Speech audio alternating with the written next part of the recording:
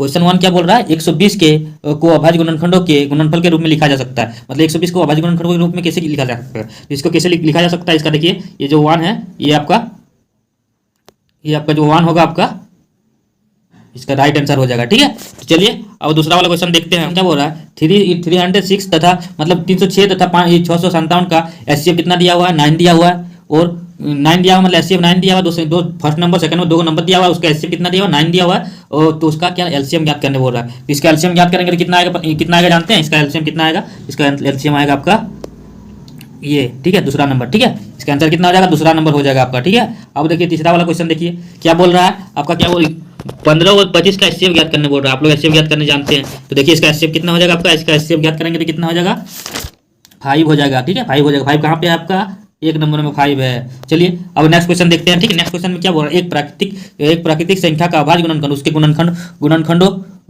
के उसके गुणनखंड क्रम को छोड़ते हुए डैश होता है, क्या होता है, उसके गुणनखंड क्रम को छोड़ते हुए क्या होता है आपका, क्या होता है आपका अद्वितीय होता है। क्या होता है, अद्वितीय होता है। क्या होता है, अद्वितीय होता है। ठीक है, अब चलिए नेक्स्ट क्वेश्चन पे आते हैं। नेक्स्ट क्वेश्चन क्या बोल रहा है, द्विघात बहुपद होगा, क्या होगा, द्विघात बहुपद होगा जिनके शून्याङ्कों का योग √2 से और गुणनफल मतलब शून्याङ्कों का योग क्या, द्विघात समीकरण ज्ञात करने बोल रहा है, बहुपद या समीकरण जिसका क्या शून्याङ्कों का योग कितना दिया √2 मतलब योग मतलब अल्फा प्लस बीटा, और गुणनफल क्या है अल्फा इंटू बीटा कितना है 1/3। तो क्या द्विघात समीकरण क्या होगा आपका। ठीक है, तो देखिए द्विघात समीकरण आपका क्या हो जाएगा, आपका द्विघात समीकरण क्या हो जाएगा आपका, ये हो जाएगा बी नंबर वाला। ठीक है, बी नंबर वाला इसका आंसर हो जाएगा बी, ये जो बी है ये बी इसका आंसर हो जाएगा। ठीक है, चलिए अब हम लोग क्वेश्चन नंबर 6 पे आते हैं। तो क्वेश्चन नंबर 6 पे आते हैं। ठीक है, क्वेश्चन नंबर 6 क्या बोल रहा है आपका, देखिए क्वेश्चन नंबर 6 में ए एक्स मतलब क्या बोल रहा है, a x square plus b x plus c के शून्याङ्क अल्फा बीटा हो तो अल्फा प्लस बीटा का मान ज्ञात करने बोल रहा है। मतलब ये सिंपल सा फॉर्मूला ही है आपका। ठीक है, फॉर्मूला अल्फा प्लस बीटा के लिए क्या होता है -b/a, ये आपका 1 नंबर क्वेश्चन आंसर हो गया इसका। ठीक है, अब नेक्स्ट क्वेश्चन पे आते हैं। ठीक है, नेक्स्ट क्वेश्चन आपका क्या है आपका, देखिए किसी बहुपद px के लिए ग्राफ आकृति में दिया गया है, मतलब ये आकृति जो है इसमें ग्राफ दिया हुआ है, इस ग्राफ को देख के आपको क्या px का शून्याङ्क ज्ञात करना है। तो देखिए एक्स एक्सिस में एक और कटा है, नहीं कटा है, ये वाई एक्सिस में कटा है, इसका मतलब एक्स का मान कितना हो जाएगा आपका, एक्स का मान कितना हो जाएगा, यहाँ पे देखिए 0 हो जाएगा इसके आंसर। ठीक है, चलिए अब नेक्स्ट क्वेश्चन पे देखते हैं। नेक्स्ट क्वेश्चन क्या बोल रहा है, देखिए नेक्स्ट क्वेश्चन 8 वाला क्या बोल रहा है, समीकरण युग्म a1x plus b1y plus c1 equal to 0 तथा इसका जो दिया हुआ है 2 को इक्वेशन दिया हुआ है, यदि a1/a2 बराबर b1/b2 नॉट इक्वल टू क्या है आपका c1/c2 है, तो क्या हो जाएगा आपका, इसमें क्या होता है, देखिए a1/a2 बराबर b1/b2 not equal to c1/c2 यदि होता है तो क्या होता है, समांतर रेखा होता है। ठीक है, समांतर रेखा में कोई हल होगा नहीं, इसमें कोई हल नहीं होगा। ठीक है, क्या हो जाएगा, कोई हल नहीं, सी वाला आंसर हो जाएगा आपका। ठीक है, कोई हल नहीं। अब हम लोग 9 वाला देखते हैं। ठीक है, 9 में क्या बोल रहा है आपका, 9 में क्या बोल रहा है आपका, देखिए ये वाला 9 वाला क्वेश्चन, समीकरण युग्म दिया हुआ है, 2 इक्वेशन दिया हुआ है, उस क्या 2 इक्वेशन दिया हुआ है द्वारा निरूपित सरल रेखाएं क्या होगा, सरल रेखा क्या हो जाएगा आपका 9 नंबर वाला, सरल रेखा क्या हो जाएगा, प्रतिच्छेद। ठीक है, प्रतिच्छेद करेगी। ठीक है, प्रतिच्छेद करेगी, इसका आंसर हो जाएगा। अब 10वां वाला क्वेश्चन देखेंगे हम लोग। 10वां वाला क्वेश्चन क्या बोल रहा है, सी के किस मान के लिए समीकरण युग्म सी का किस मान के लिए ये वाला इक्वेशन में अनंत हल हो जाएगा, सी का क्या मान होगा तो अनंत हो जाएगा इसका समीकरण का हल। ठीक है, तो क्या हो जाएगा आपका, क्या हो जाएगा सी इक्वल टू क्या हो जाएगा आपका, ये वाला आंसर हो जाएगा, सी इक्वल टू कितना आ जाएगा 3। अगर सी इक्वल 3 तक हो जाएगा वैल्यू रख देंगे हम तो इसकी इक्वेशन का क्या आ जाएगा आपका, क्या आ जाएगा आपका अनंत हल होगा। ठीक है, तो अगर आप लोग ये पूरा इसका सॉल्व चाहते हैं डिटेलली तो आप कमेंट कीजिएगा कमेंट सेक्शन में जाके, तो इसका सॉल्व बना के वीडियो बना दिया जाएगा। ठीक है, ऐसे आप लोग ऐसे आंसर ही मिलता रहेगा। ठीक है, सारा सेट का सारा आंसर आपको मिलता रहेगा। ठीक है, चलिए अब 10 तक हो गया आपका।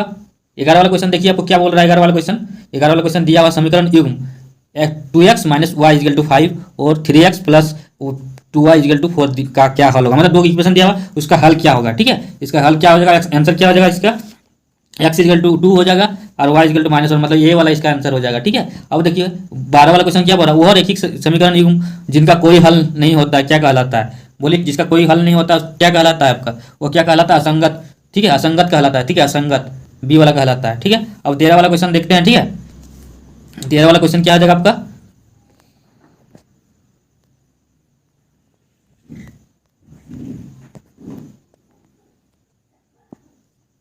देखिए 13 वाला क्वेश्चन हो गया आपका। 13 वाला क्वेश्चन क्या, 2 को ई दिया हुआ इक्वेशन दिया हुआ है, उसका हल क्या होगा, उसका हल क्या हो जाएगा आपका 5 और 4 हो जाएगा, ये हो जाएगा आपका। इसको सॉल्व कीजिएगा तो क्या आ जाएगा 5 और 4 इसका आंसर हो जाएगा। ठीक है, चलिए अब नेक्स्ट क्वेश्चन पे आते हैं। 14 वाला क्वेश्चन देखिए, 14 वाला क्वेश्चन में क्या बोल रहा है, निम्नलिखित में से कौन सा द्विघात समीकरण होगा, जो है यहाँ पे दिया हुआ है 14 नंबर में जो 14 नंबर में जो दिया हुआ है उसमें से कौन द्विघात समीकरण होगा, ठीक है, कौन वाला द्विघात समीकरण होगा, ये वाला देखना है आपको, ठीक है। क्या हो जाएगा आपका द्विघात समीकरण कौन वाला होगा, ये वाला हो जाएगा, ठीक है।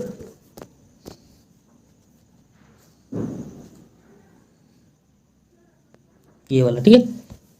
अब क्या हो गया, देखिए यदि विविक्तर डी मतलब डी जो होगा 0 से बड़ा हो, अगर जो विविक्तर डी का मान ज्ञात कर, डी क्या होता है बी स्क्वायर माइनस 4ac, अगर डी स्क्वायर माइनस 4ac 0 से बड़ा हो तो क्या मूल क्या हो जाता है आपका, मूल अब तब क्या हो जाता है, मूल आपका वास्तविक और क्या होता है भिन्न होता है, वास्तविक और भिन्न हो जाता है, ठीक है। अब क्या 16 वाला क्वेश्चन क्या बोल रहा है, द्विघात समीकरण X square plus x minus 1 के मूलों की प्राकृतिक क्या हो जाएगा, सो क्या हो जाएगा, मूलों की प्राकृतिक क्या हो जाएगा आपका, क्या हो जाएगा आपका बी वाला हो जाएगा, वास्तविक एवं असमान। अगर देखो ये वाला इसको भी डी निकाल लेंगे, उसके बाद डी से पता चल जाएगा हमको क्या हो जाएगा, ठीक है। चलिए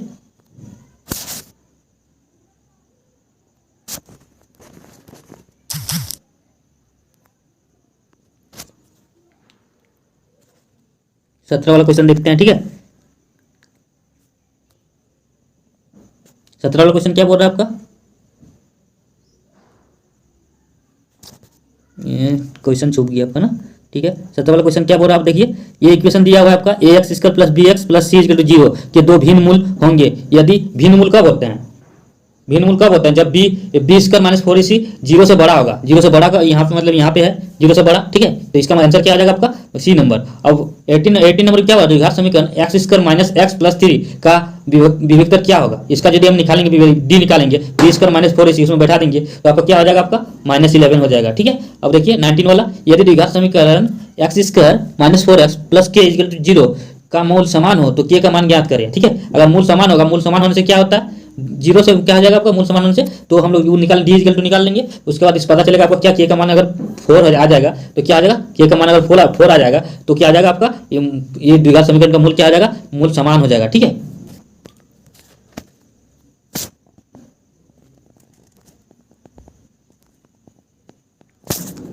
चलिए अब देखिए 20 वाला क्वेश्चन में क्या दिया हुआ आपका, ये गलती हो जा रहा है, अच्छा 20 वाला क्वेश्चन में देखिए आपको क्या दिया हुआ आपका, द्विघात समीकरण X square minus 5x plus 6 equal to 0 तो मूल ज्ञात करें, तो क्या मूल ज्ञात करना है, मूल ज्ञात करेंगे तो क्या आ जाएगा आपको जानते हैं 2 3, ठीक है, ये हो जाएगा बी वाला। अब क्या बोल रहा है, निम्नलिखित एपी है, निम्नलिखित में कौन एपी है, तो इसको आपको पता करना कि जो है ये एपी मतलब क्या है, समांतर श्रेणी में क्या डिस्टेंस डी जो होता है डी क्या आ जाता है इक्वल, अगर दोनों को माइनस करेंगे जैसे a1 जैसे होता है ना a1 टू a2 तो उसको a2 माइनस a1 करेंगे तो उसका वैल्यू जो आएगा a3 माइनस a2 भी करेंगे उसका वैल्यू उतना आएगा, तो उस तरह से हम लोग याद कर लेंगे कि ये कौन वाला समांतर श्रेणी है। इसको देख के कौन वाला लग रहा है आपको समांतर श्रेणी है, आपका देखिए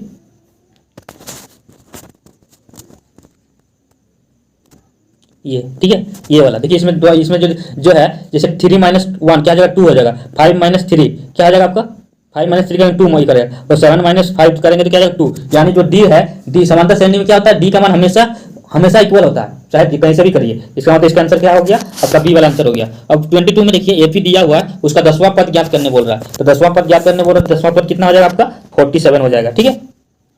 चलिए आगे आते हैं, क्या बोल रहा है 23 वाला क्वेश्चन, दो अंकों वाली कितनी संख्या 3 से विभाजित होगा, दो अंकों वाली कितनी संख्या 3 से डिवाइडेड होगा, मतलब दो अंकों का कितने संख्या जो दो जैसे 11 से स्टार्ट होता है 10 से स्टार्ट होता है ना दो अंकों की, तो 3 से डिवाइड होने वाली संख्या को क्या कैसे ज्ञात करेंगे, तो ये भी एपी से ज्ञात होता है। अगर आप लोगों को सोल्यूशन चाहिए तो बार बार बोल रहे हैं, आप लोगों को अगर सोल्यूशन चाहिए तो आप कमेंट सेक्शन में कमेंट कीजिएगा, सारा क्वेश्चन का स्पेशली सोल्यूशन लॉन्ग मेथड से आप लोगों को बताया जाएगा, ठीक है। चलिए इसका क्या हो जाएगा आपका, इसका आंसर हो जाएगा 30 हो जाएगा, ठीक है। अब क्या बोल रहा है 0 और 50 के बीच विषम संख्या का योग, मतलब 0 से 50 के बीच जितना विषम संख्या है उसका योग कितना हो जाएगा आपका, 0 और 50 के विषम संख्या के बीच कितना होता है, 0 से 50 कुछ आधा संख्या क्या होता है सम होता है, आधा संख्या क्या हो जाता है आपका विषम हो जाता है, इसका मतलब इसका योग कितना हो जाएगा आपका मतलब 625 हो जाएगा, सी वाला आंसर हो जाएगा इसका। चलिए आगे आते हैं,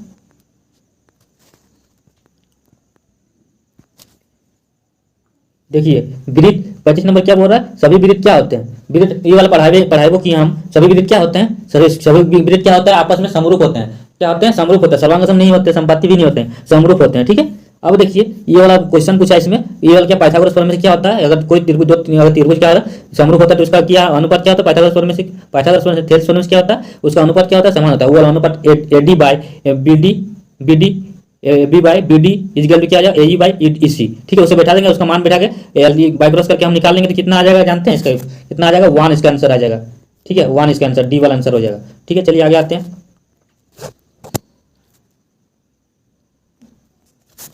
देखिए 27 वाला क्वेश्चन क्या बोल रहा है, यदि दो त्रिभुज के संगत कोण बराबर हो तो ये त्रिभुज समरूप होते हैं। अगर संगत कोण बराबर होगा, संगत कोण दो त्रिभुज के संगत कोण बराबर है, आमने सामने का कोण बराबर है तो क्या आ जाएगा ए। अगर दो कोण बराबर है तो जो दो त्रिभुज रहेगा दो कोण उसका बराबर आ जाएगा, संगत कोण उसका बराबर है, ठीक है। तो उसका क्या आ जाएगा आपका ए से आपका क्या आ जाएगा कसौटी से क्या आ जाएगा समरूप हो जाएगा, ठीक है। अब देखिए 28 में दिया हुआ है त्रिभुज एबीसी और पीक्यूआर के लिए निम्न कथन कौन सा कथन सत्य है, मतलब यह जो दिया हुआ है ये दोनों त्रिभुज सब त्रिभुज का कौन क्या रहेगा इक्वल दिया हुआ है। तो हमको इसमें देखना है कि जो ए है वो कौन वाला, जो ये त्रिभुज है ना एबीसी और पीक्यूआर, तो देखेंगे जो ए जो हम लिखेंगे सबसे पहले उसी को लिखेंगे। जैसे ए लिखे हम 60 डिग्री, तो 60 डिग्री जो है उसी का नाम लिखिए, ए लिख दिए तो यहाँ पे क्या आ जाएगा पी कितना 60 डिग्री, ठीक है। अब क्या लिखेंगे बी कितना ए बी लिखे इधर, और उधर क्या लिखें बी कितना 80, तो पी क्यू, ठीक है। आर सी इजगल टू कितना 40 डिग्री और ये आर इजगल टू 40 डिग्री, मतलब त्रिभुज ए बी सी समरूप त्रिभुज क्या आ जाएगा पी क्यू आर। तो आपको क्या आ जाएगा यहाँ पे ये वाला आंसर हो जाएगा, ठीक है। अब देख लीजिए 29 वाला क्वेश्चन, यदि दो समरूप त्रिभुज के संगत भुजा का अनुपात क्या दिया हुआ है 4:9 हो तो उसका क्षेत्रफल का अनुपात कितना आ जाएगा आपका, क्षेत्रफल का अनुपात कितना आ जाएगा आपका, देखिए 61 बाई 81 मतलब 61:81 होगा, ठीक है। चलिए नेक्स्ट क्वेश्चन पे आते हैं।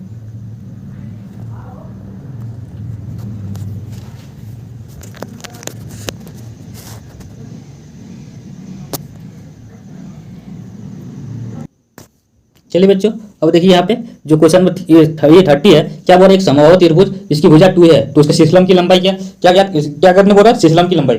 आपका शीर्षलंब मतलब ये देखिए ये समबाहु त्रिभुज हो गया, इसका शीर्षलंब ये वाला हो गया, इसका लंबाई यही वाला ज्ञात करने बोल रहा है। इसका कितना आ जाएगा आपका √3 है, ठीक है। ये वाला 1 नंबर वाला आंसर हो जाएगा, ठीक है। अब देखिए 31 वाला क्वेश्चन में क्या आ जाएगा आपका, इसका मान ज्ञात करने बोल रहा है, ठीक है। एक त्रिभुज दिया हुआ है, इसका ये भी दिया हुआ है 6√3, एसी दिया है 12 दिया हुआ है, बीसी 6 दिया हुआ है, तो हमको बी कोण का मान ज्ञात करना है, ठीक है।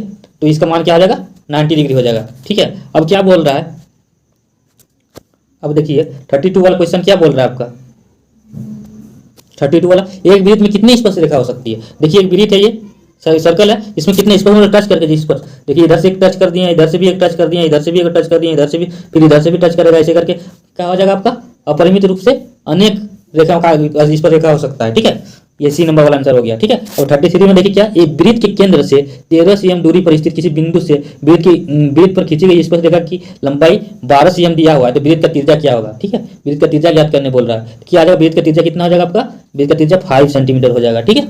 अब क्या 34 में देखेंगे हम लोग एक क्या दिया हुआ एक बिंदु Q से वृत्त पर स्पर्श रेखा की लंबाई जो 24 cm तथा Q केंद्र से दूरी कितना है 25 है तो वृत्त का त्रिज्या है, तो क्या आ जाएगा वृत्त का त्रिज्या, इसमें क्या आ जाएगा आपका वृत्त का त्रिज्या कितना हो जाएगा आपका 7 cm हो जाएगा, ठीक है। अब क्या आ जाएगा आपका 35 तो देखेंगे हम लोग 35 में दो संकेंद्रीय मतलब समझ गए, संकेंद्रीय मतलब एक त्रिभुज हो गया, ये वाला इसका केंद्र हो गया और एक त्रिभुज है, ठीक है। इसका केंद्र दोनों का सेंटर जो होगा एक ही होगा, ठीक है। दो संकेंद्रीय वृत्त की त्रिज्याएं क्या है 3 दिया हुआ और 5, यहाँ से देखिए यहाँ 3 हो गया, ये जो त्रिज्या इसका 3 हो गया और यहाँ से पूरा तो इसका जो है यहाँ से यहाँ तक क्या है 5 दिया हुआ है, ठीक है। तो बड़े वृत्त की जीवा उसकी लंबाई क्या होगा, ठीक है। बड़े वृत्त की जीवा क्या आ जाएगा, इसकी लंबाई क्या आ जाएगा 8 cm हो जाएगा, ठीक है। अब चलिए 36 वाला ये आप लोग जानते हैं क्या आ जाएगा 36 में क्या आ जाएगा आपका theta by 3 pi R square, ये वाला हो जाएगा आपका, ठीक है। इसका ये वाला हो जाएगा 38 वाला का और 36 वाला का ये हो जाएगा, ठीक है। अब देखिए वृत्त की सबसे बड़ी जीवा को क्या कहते हैं, जो वृत्त का सबसे बड़ा जीवा होता है उसको क्या कहते हैं, देखिए ये सर्कल हो गया, ये वाला देखिए इसको जीवा बोलते हैं, ठीक है। तो सबसे बड़ा कहाँ पे आएगा मिडिल पॉइंट जो ये होगा इसको क्या बोलते हैं, ये केंद्र हो गया सेंटर हो गया, इसको क्या बोलेंगे व्यास बोलेंगे, क्या बोलेंगे इसको व्यास बोलेंगे। सबसे बड़ा जो ये होगा उसको क्या बोलेंगे हम यहाँ पे देखिए इसको क्या बोलेंगे व्यास बोलेंगे, ठीक है।